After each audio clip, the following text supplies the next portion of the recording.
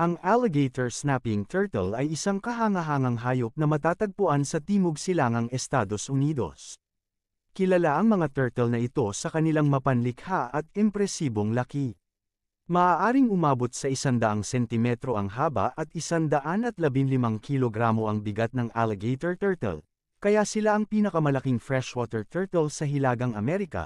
Ang mga turtle na ito ay mga bihasang mangangaso at gumagamit ng natatanging paraan ng panghuhuli upang mangakit ng kanilang biktima. Sila ay nagpapahinga ng walang galaw sa ilalim ng ilog na may bibig na bukas at pinapagalaw nila ang malabulating patibong sa kanilang dila upang mangakit ng isda at iba pang biktima. Kapag malapit na ang kanilang biktima, bigla nilang sinasara ang kanilang bibig ng may kahangahangang bilis at lakas, na nagiging halos imposible para sa biktima na makatakas.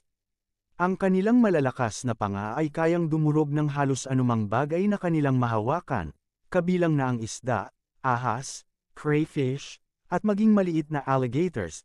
Kilala rin sila sa kanilang agresibong ugali at maaari silang manakmal ng mga tao na masyadong malapit sa kanila. Ang kanilang mga panga ay maaaring magdulot ng seryosong pinsala.